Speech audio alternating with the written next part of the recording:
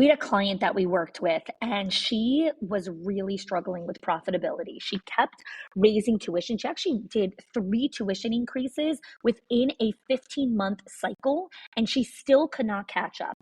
So I helped her work with our 6 money leaks in schools, and she only used 3 of the 6 money leaks and cut her expenses by 50%. 50. She did not fire anyone. She did not slash any of her programs, and she did not work more hours. Again, the 6 money leaks are not hacks or spreadsheets. These are patterns. They are small decisions that feel so normal that your school does, but they quietly drain your school's profit. So if you've ever wondered why you're working so hard, but still not seeing the return, this is your first step to clarity. Click the link in the show notes and find out what it's actually costing you.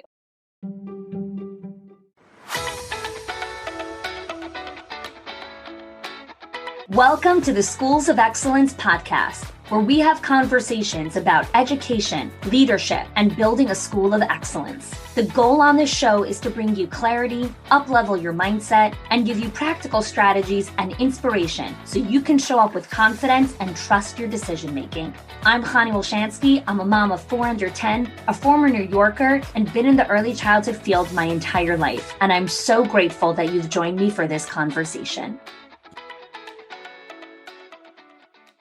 Welcome back to another episode of the Schools of Excellence podcast. Today, I want to chat with you guys about the myth of the open door policy. I know that many of you pride yourselves on your open door policy and that you're available for the team and that they can always come speak with you. You feel that this makes you approachable and relatable, which are all super important qualities to being a great leader. We want our staff to know that they're valued and appreciated.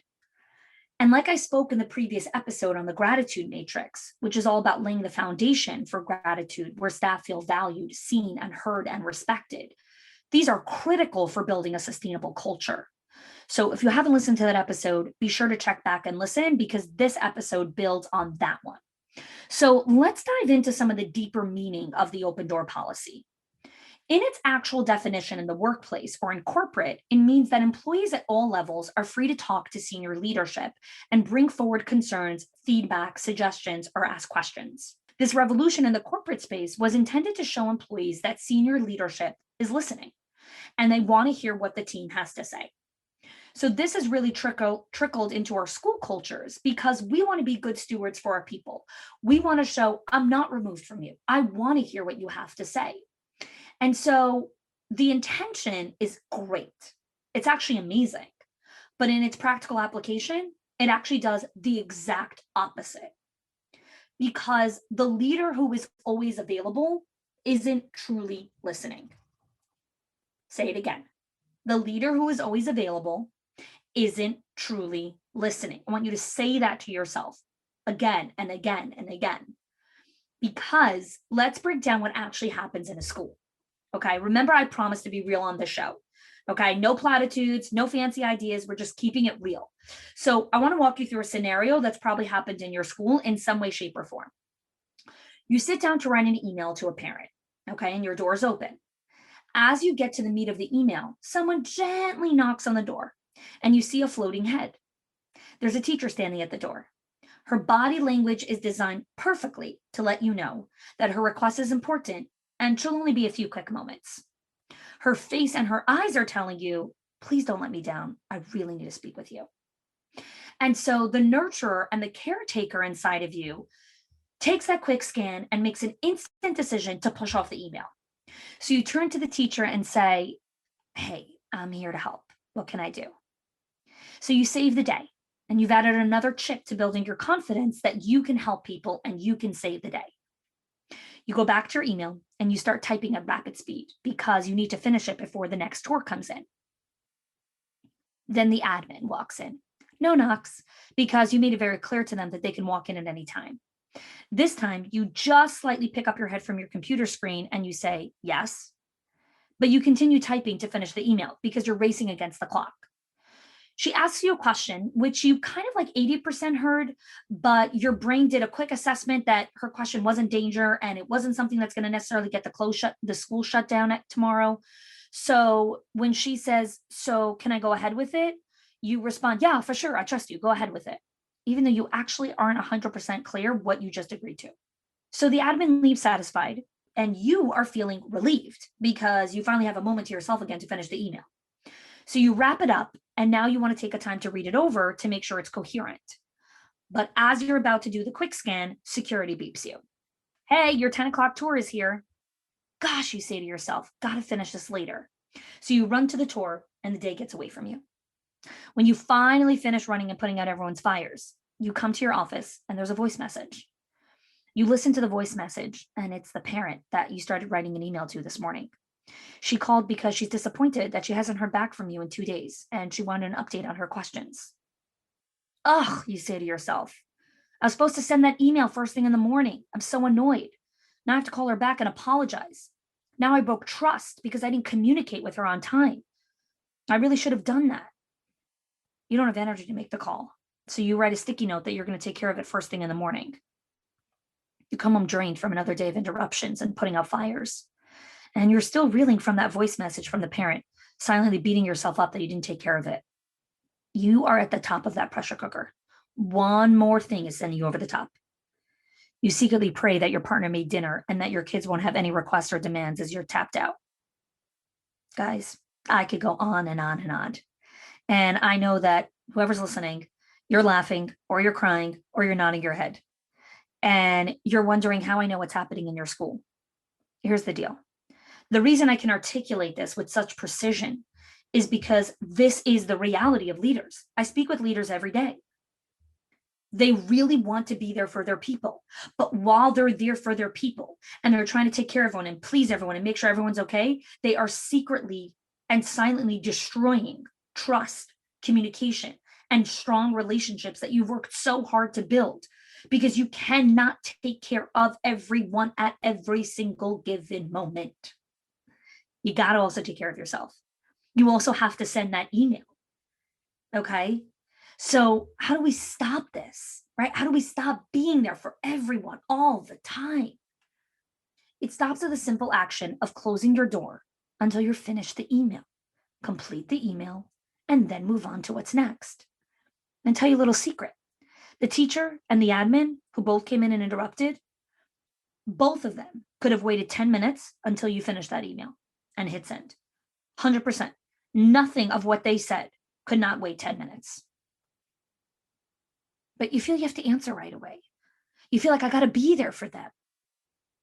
Well, I want you to pause for a second and ask yourself, what does be there for them mean? What does service mean?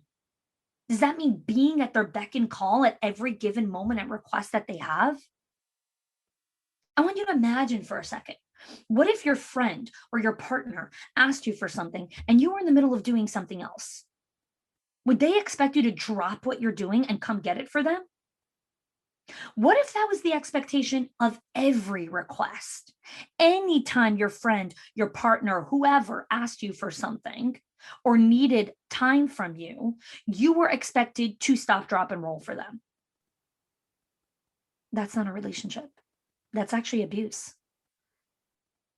And the open door policy is actually a form of abuse in a relationship, because we have trained the team that I will always be available. I will always be here for you. I will always run to your safety. When in fact, relationships don't work like that. It's not a relationship, because a relationship is two ways, right? And it's respect on both sides. And if we want our staff to feel seen and heard and valued and respected, then we have to create an environment that fosters that. And when you are always available, when your door is always open, here's what it means. It means you're distracted, you're frazzled, you want whoever's talking to you to speed up because you really don't have time to answer their questions. You're not really listening because you're thinking about the next thing that you have to take care of, or the thing before that you still didn't close the loop on because someone else was just there 5 seconds ago.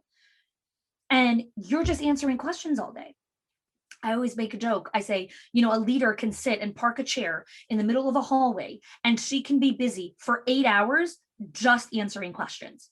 Legit. That is all you can do all day. And if you don't believe me, try it out. Just park your chair in a hallway. You will be busy all day. But the challenge is that if you can't step away for a moment, 30 minutes, and do focused work and not get interrupted, you have not built a team. You are not building a sustainable school. You've created a monster. And the monster is eating at your quality of life and the sanity that you're craving. Just let that sink in for a moment. If you can't take 30 minutes and close the door and do focused work, and you're worried that your teachers are going to quit or leave because they didn't get their instant question answered because they had to wait 10 minutes, we haven't built teams.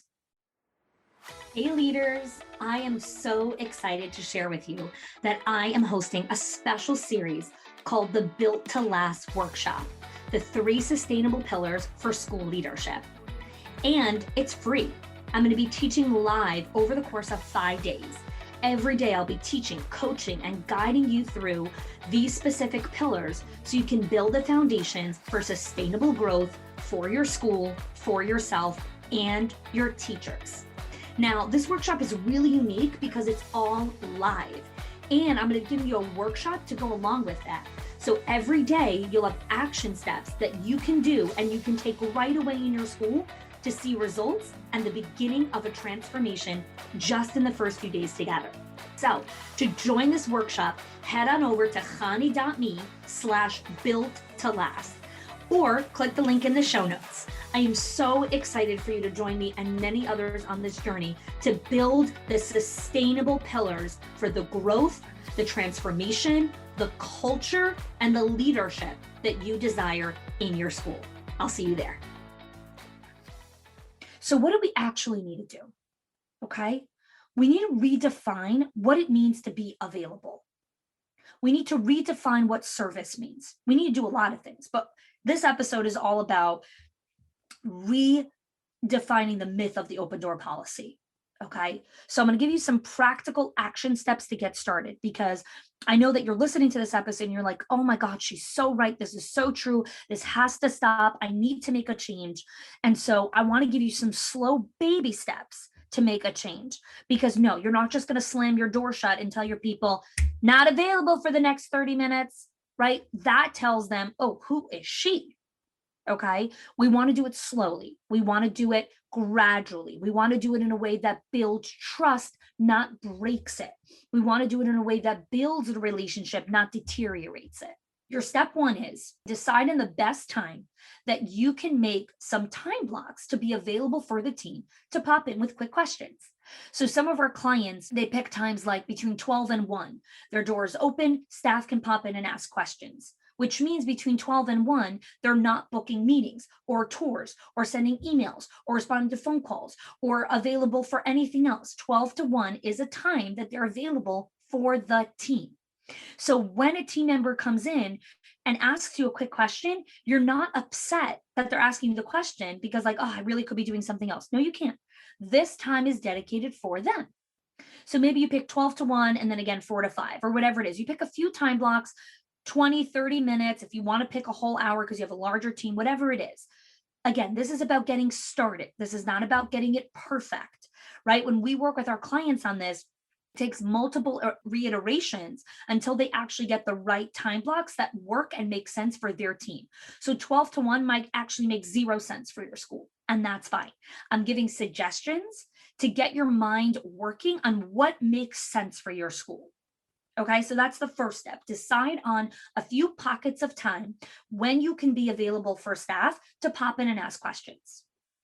Then we go to step 2, which is you need to communicate this new change to the team, right? We can't just boom, now we're doing this. Okay, we want to communicate this change because it's a culture shift, right? We want to let them know why we're doing this, how this serves them better, how this makes the culture and community in the school better. We want to communicate the value that it has for them and for you, and how this elevates the entire team for more sustainability. Okay, so I have an exact script of how to lead this as a staff meeting, or if you want to send it in a follow-up email. And so you could check the link in the show notes for my scripts workbook, where you can get the entire breakdown of how to do this very, very specifically with a very specific choice of words, along with other scripts of how to consistently communicate this with the team. And step 3 is making sure that in addition to your pockets of time when you're just available, there's designated one-on-one time with each teacher every month so that they know they get uninterrupted time with you to chat, to connect, to be human. Now, if you've never done one-on-ones or you're not sure how to do them or you don't understand the whole breakdown, hang tight. I'm going to be doing another episode on leading one-on-one meetings. So make sure to subscribe to this show, share it with your friends so that you can get in on when we release the episode on how to lead one-on-ones. Now, I have a couple more things I want to share with you to set you up for success so that you can really start showing your team that you're available, really listen, and also move your school forward and get real quality work done.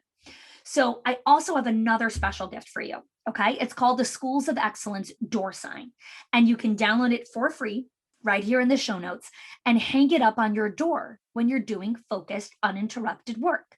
So if you want 10 to 15 minutes where no one's going to knock on your door because you need to finish this grant proposal or you need to send out this email or you're in an important phone conversation that you don't even want someone to knock in where you'll have to do the head nod or show them the 5-minute sign. No, you just want to be focused and not interrupted. Okay, so the door sign works really, really great.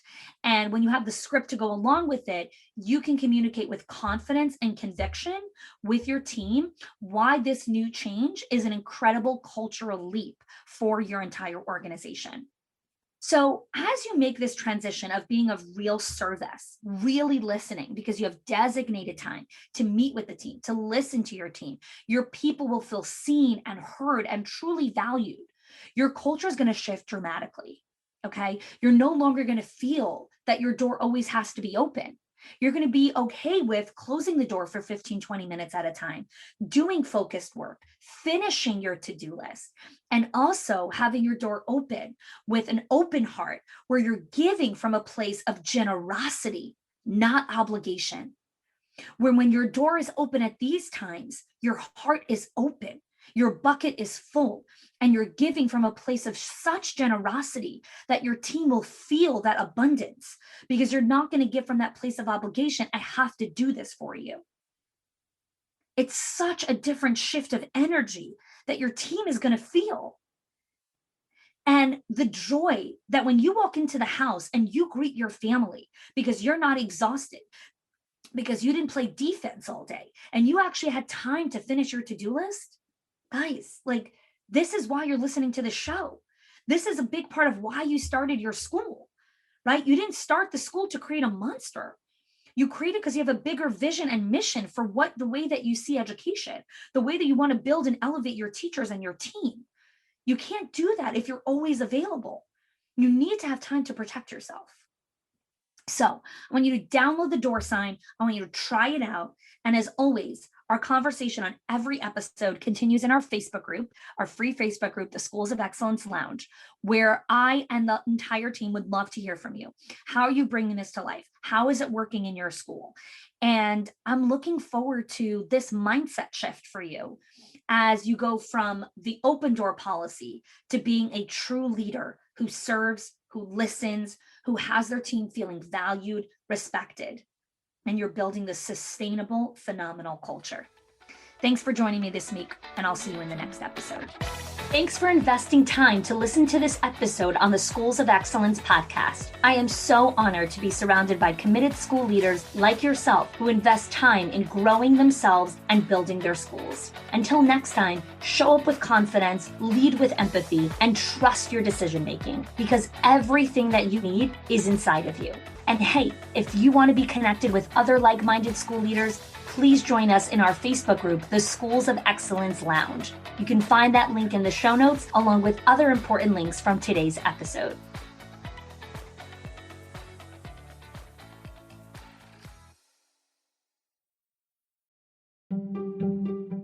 If your accountant has ever told you to cut back on professional development or slash your teacher appreciation budget or your staff development budget just so you could stay afloat, or has told you, hey, you probably can't go invest in that program, please listen.